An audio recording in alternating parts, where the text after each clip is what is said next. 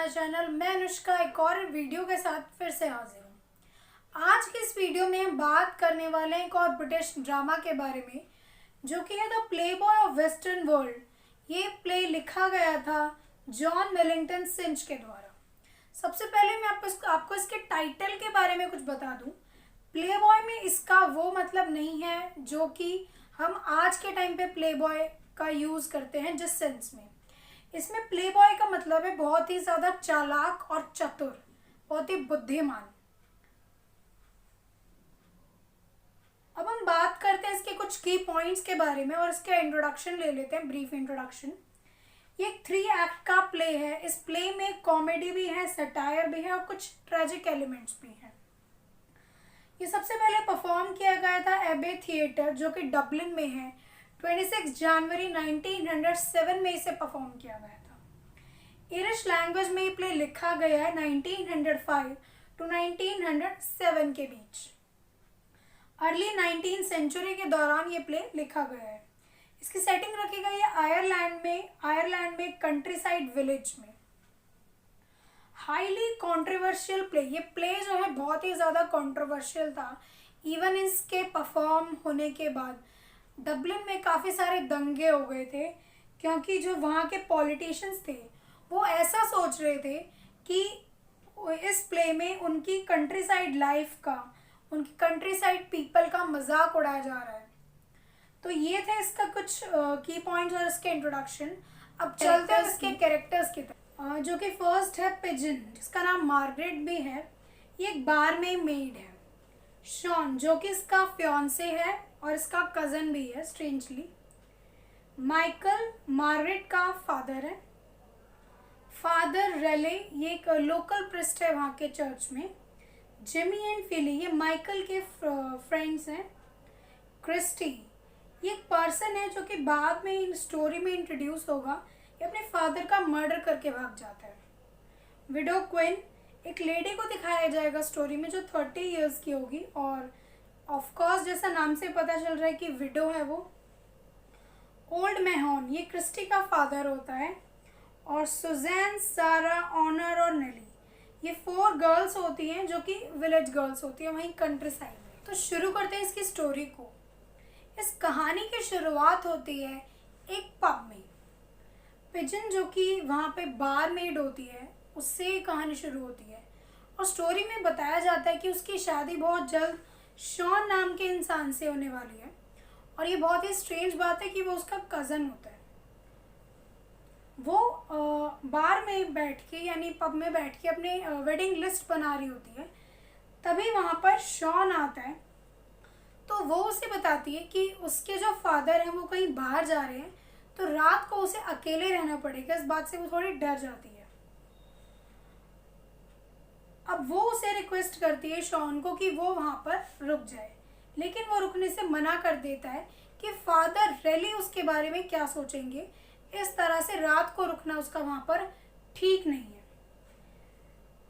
और जब वो वहाँ पर आता है तो उसे बताता है कि जब वो रास्ते में आ रहा था तो उसने डिच यानी खाई में से एक आवाज़ सुनी थी। तो जो पिजन होती है वो उसे बोलती है, उसे डांटती है, उसे फटकारती है कि तुम कितने डरपोक हो, और बहुत ही ज़्यादा उसे गुस्सा हो जाती है कि तुम कितना डरते हो। जब ये दोनों आपस में बात कर रहे हो तो तभी वहाँ पर माइकल यानी कि पिजन के फादर आते हैं अपने फ्रेंड जिमी और फिली के साथ। उन तीनों ने शराब पी रखी होती है। वो तीनों शॉन को कन्विंस करने की कोशिश करते हैं कि वो रात को रुक जाए, ताकि वो पिजन का ध्यान रख सके और पिजन को डर ना लगे। लेकिन वो उन्हें बेवकूफ़ बना के, उन्हें धोखा देके वहाँ से भाग जाता है। उसके बाद थोड़ी देर बाद वो वापस आता है और वो बताता है कि कोई उसका पीछा कर रहा था। और तभी वहाँ पर क्रिस्टी आता है। क्रिस्टी वही होता है जिसकी आवाज़ उसने खाई में सुनी हुई होती है। और क्रिस्टी उन्हें बताता है कि वो पुलिस से अभी बचकर आया है। तो वो लोग उससे पूछते हैं कि भाई ऐसा तुमने क्या गुनाह किया है कि जो पुलिस तुम्हें पकड़ रही है। तब ये बताता है कि इसने अपने फादर का मर्डर कर दिया था।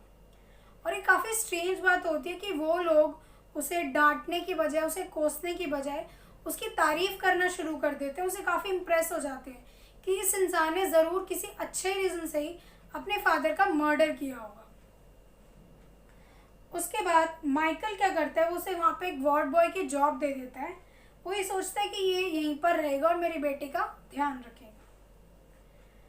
उसके बाद वो पिजन से बात करता है और उसे अपने बारे में और अपने फादर के बारे में डिटेल में बताता है कि वो कौन है, कहाँ से आया है और उसने अपने फादर का मर्डर क्यों किया। उसे बताता है कि उसके फादर के बैड बिहेवियर की वजह से उसने ऐसा किया। उसके फादर उससे फार्म पे बहुत ज़्यादा कड़ी मेहनत करवाते थे और उससे बहुत बुरा बर्ताव करते थे। तो जो पिजन है वो क्रिस्टी को ये कॉम्प्लीमेंट करती है कि वो काफ़ी हैंडसम है और वो दोनों एक दूसरे की तरफ अट्रैक्ट हो जाते हैं। तभी वहाँ पर विडो क्विन आती है जो कि अपने हस्बैंड को मार देती है। विडो क्विन को शॉन और फादर रेली ने भेजा होता है कि वो जाए और जाके क्रिस्टी और पिजीन पे नज़र रखे कि वो लोग क्या कर रहे हैं, वहाँ पे जाके उनकी देखभाल करे। तो पिजन उससे लड़ना शुरू कर देती है, उसे बोलती है कि तुम कौन होती हो देखभाल करने वाली, और वो दोनों आपस में लड़ना। उसके बाद क्रिस्टी क्या करता है, वो पिजीन और विडो क्विन से बोलता है कि तुम दोनों को लड़ने की ज़रूरत नहीं है, मैं ही यहाँ से चला जाता हूँ। और वो पब के अंदर जाता है और वो एक कंफर्टेबल बेड पे जाके सो जाता है। उसे ज़िंदगी में पहली बार इतना कंफर्टेबल बेड मिला होता है। उसे लगता है कि यार बाप को मारने के अगर इतने ही फायदे तो क्यों ना मैंने पहले ही मार दिया हो। कुछ ही कॉमेडी मोमेंट्स होते हैं इस प्ले के। अगली मॉर्निंग क्या होता है, जो क्रिस्टी और पिजीन है वो एक दूसरे की तरफ पूरी तरह से अट्रैक्ट हो चुके होते हैं। विडो क्विन भी जो है क्रिस्टी की तारीफ करती है। तभी वहाँ पर वो 4 विलेज गर्ल्स आती हैं। तो क्रिस्टी को देखने आती है, वो बेसिकली वो ये देखने आती है कि जो इंसान अपने फादर का मर्डर करता है वो दिखने में कैसा होता है।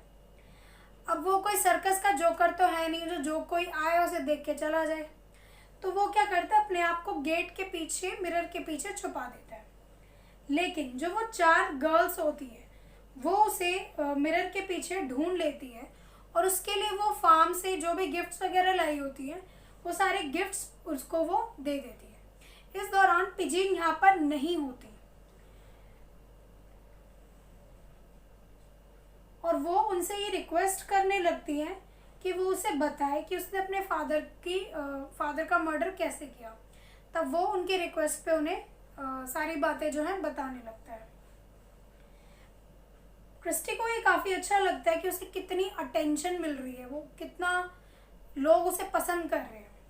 तभी वहाँ पर पिजीन आती है और वो उन सारी गर्ल्स को और विडो क्विन को भगा देती है वहाँ से। वो जेलस हो जाती है और वो क्रिस्टी से बोलती है कि वो इनसे बात ना करे। तब उनसे वो रीज़न पूछता है कि मैं इनसे बात क्यों ना करूं। तब वो उसे बताती है कि ये जो गर्ल्स हैं इनके लोकल पुलिस से कांटेक्ट है, तुम्हें पकड़वा देंगी। उसके बाद क्रिस्टी पिजीन से बोलता है कि वो ये जॉब छोड़कर जा रहा है क्योंकि यहाँ पर वो सेफ नहीं है। लेकिन पिजीन उससे रिक्वेस्ट करती है कि नहीं नहीं, तुम यहीं रखो, ये यहीं रुको, ये जगह तुम्हारे लिए बिल्कुल सेफ है, यहाँ पुलिस का कोई। उसके बाद वहाँ पर शॉन आता है। शॉन आके पिजीन से बोलता है कि तुम जाओ और अपनी शीप्स को संभालो, बाहर जाके देखो वो क्या कर रही है। और वो अपने सारे एक्सपेंसिव क्लोथ्स और टिकट, अमेरिका की एक टिकट क्रिस्टी को दे देता है और उससे ये बोलता है कि तुम ये एक्सपेंसिव कपड़े लो और ये टिकट लो और हमेशा के लिए यहाँ से चले जाओ, दोबारा कभी मत आना। लेकिन क्रिस्टी क्या करता है, वो उससे एक्सपेंसिव कपड़े भी ले लेता है और उसे जाने से मना कर देता है कि जो तुमसे हो सके कर लो, मैं तो यहाँ से नहीं जाने वाला। क्योंकि शॉन के दिल में ये डर बैठ चुका होता है कि कहीं वो उसकी पिजीन से शादी ना कर ले। उसके बाद वहाँ पर लेडी क्वीन विडो क्विन आती हैं और शॉन उनके साथ ये डील करता है कि उसके पास जितनी भी शीप्स है वो सारी विडो क्विन को दे देगा, लेकिन बदले में उसे क्रिस्टी से शादी करनी होगी। तो क्विन उसकी डील एक्सेप्ट कर लेती है। और इधर दूसरी तरफ जो क्रिस्टी है वो अपने एक्सपेंसिव क्लोथ्स पर अकड़ रहा होता है। वो खुश हो रहा होता है कि कितने बढ़िया कपड़े मिले उसे। और उसी वक्त वहाँ पर वो अपने फादर को देख रहा होता है, मतलब डोर से उसने अपने फादर को देखा होता है। उसके फादर के सर पे चोट लगी होती है जिसकी वजह से वो इंजर्ड हो जाते हैं, वो मरे नहीं होते। लेकिन उसको अब डर लगने लगता है कि अगर उसके फादर ने उसे पकड़ लिया तो उसका क्या हाल होगा। उसके फादर अंदर आते हैं और विडो क्विन से पूछते हैं कि क्या तुमने किसी ऐसे इंसान को देखा है मेरे बेटे को, वो बहुत ही गंदा सा है और लड़कियों के साथ मजाक करता रहता है और अभी भाग के मेरे घर से भाग कर ही आया, तो क्या ऐसे किसी इंसान को तुमने देखा है। तो लेडी क्वीन उसे बोलती है कि हाँ मैंने देखा है, और उसे पब के बाहर का डायरेक्शन दिखा देती है कि वो जाओ, वहाँ है तुम्हारा बेटा, और वो वहाँ से चला जाता है। तभी क्रिस्टी आता है और उसे बोलता है कि तुम तो बहुत काम के इंसान हो कि तुमने तो मेरे फादर को भगा दिया, और उससे वो रिक्वेस्ट करता है कि वो ये सारी बातें पिजीन को ना बताए। इसके बदले में जो विडो क्वीन है वो उससे शर्त रखती है कि मैं ये बातें पिजीन को नहीं बताऊंगी, एक शर्त पर कि उसे क्रिस्टी को क्वीन से शादी करनी होगी। लेकिन जो क्रिस्टी होता है वो मना कर देता है, वो बोलता है कि अगर मैं शादी करूंगा तो सिर्फ पिजीन से।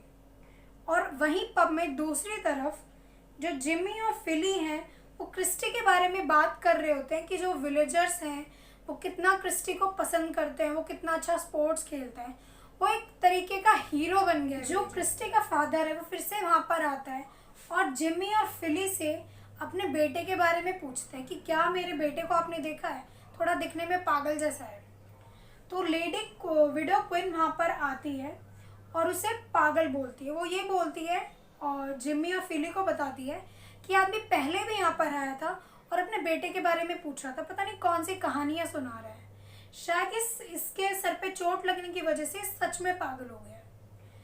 तो जो जिमी और फिली होते हैं वो दोनों की बात सुन रहे होते हैं और उन्हें डाउट होने लगता है कि क्या ये सच में क्रिस्टी का ही फादर है। उसके बाद क्राउड वहाँ पर आता है और क्रिस्टी के लिए चिल्लाने लग जाता है। तो उसके फादर को भी शक हो जाता है कि ये मेरे बेटे के लिए चिल्ला रहे, इसका मतलब वो यहीं कहीं है। तो विडो क्वीन उसे बोलती है कि अभी तो तुम कह रहे थे कि तुम्हारा बेटा भाग गया है और अब तुम ये कह रहे हो कि तुम्हारी ये जो भीड़ है ये क्रिस्टी के लिए चिल्ला रही है, कहीं तुम सच में पागल तो नहीं हो गए हो। ये सुन के वो वापस वहाँ से चला जाता है और जो जिम्मी और फिली होते हैं वो उसका पीछा करने लगते हैं। वो ये देखना चाहते हैं कि ये है कौन, क्या ये सच में क्रिस्टी का फादर है। जो क्राउड होता है वो क्रिस्टी के लिए बहुत सारे गिफ्ट्स लेके आया होता है, वो उसे गिफ्ट्स देते हैं क्योंकि उसने स्पोर्ट्स में बहुत अच्छा परफॉर्म किया होता है। और उसी क्राउड में पिजीन और काफ़ी सारी गर्ल्स भी होती हैं। इसके बाद जो पिजीन है वो उन सबको वहाँ से भगा देती है और क्रिस्टी जो है वो पिजीन को प्रपोज करता है शादी के लिए। वो बहुत ही पोइटिक लैंग्वेज में उसे प्रपोज करता है। उसके बाद माइकल वहाँ पर आता है जिसने ड्रिंक की हुई होती है, शॉन उसे संभालते हुए वहाँ पर पहुँचता है। तो वो माइकल यानी अपने फादर से बोलती है कि वो शॉन से नहीं बल्कि क्रिस्टी से शादी करना चाहती है। क्रिस्टी एक बहुत ही ब्रेव इंसान है, शॉन की तरह डरपोक नहीं है। तो जो माइकल होता है वो भी इस चीज़ के लिए राज़ी हो जाता है, वो मान जाता है। लेकिन वहाँ पर थोड़ी देर बाद फिर से उसका फादर आ जाता है और वो उसे क्रिस्टी को मारने के लिए उसके पीछे दौड़ने लग जाता है। क्रिस्टी बोलता है कौन है ये आदमी, मैं इसे नहीं जानता। लेकिन जो पब्लिक होती है वो उसकी बात पर विश्वास नहीं करती, वो उसे अगली लायर बोलती है। वो बोलती है कि तुमने हमें धोखा दिया है। इसी बात पर क्रिस्टी को बहुत ज़्यादा गुस्सा आ जाता है और उसे इतना ज़्यादा गुस्सा आ जाता है कि वो सच में लॉ उठाकर अपने फादर के सर पे मार देता है और उनका मर्डर कर देता है। इस बार उसने सबके सामने उसका मर्डर किया होता है। तो सब लोग क्या करते हैं, उसे रस्सी से बांधकर ज़मीन पर फेंक देते हैं। पिजीन को भी उस पर बहुत ज़्यादा गुस्सा आता है। उसके थोड़ी देर बाद उसके फादर को होश आता है और वो ये पूछता है कि तुमने मेरे बेटे को रस्सियों से क्यों बांधा हुआ है। तब माइकल उसे बताता है कि इसने आपके ऊपर हमला कर दिया था, अगर ये हम पे भी हमला ना कर दे इसलिए इसे बांध कर रखा हुआ है। तभी वो उठता है, अपने बेटे की रस्सियां खोलता है और वहाँ से वो दोनों चले जाते हैं। जैसे ही वो दोनों जाते हैं तो शॉन पिजिन के पास आता है और उससे अपनी एंगेजमेंट के बारे में बात करता है। पिजिन, जो कि पहले से ही बहुत ज़्यादा गुस्से में होती है, उसके सर पे ज़ोर से मारती है और उसे बोलती है कि मुझे तुमसे कोई एंगेजमेंट नहीं करनी। और उसके लास्ट वर्ड्स कुछ इस तरीके से होते हैं, I have lost the only play boy of western world. और इसी के साथ ये स्टोरी यहाँ पर कंप्लीट होती है और ये वीडियो भी यहाँ पे समाप्त होती है। मैं उम्मीद करती हूँ आपको ये वीडियो अच्छा लगा होगा। वीडियो अच्छा लगा तो चैनल को सब्सक्राइब, लाइक एंड शेयर करें। तब तक के लिए कीप लर्निंग, कीप ग्रोइंग। मिलते हैं नेक्स्ट वीडियो में। Never stop learning because life never stop teaching. Thanks for watching.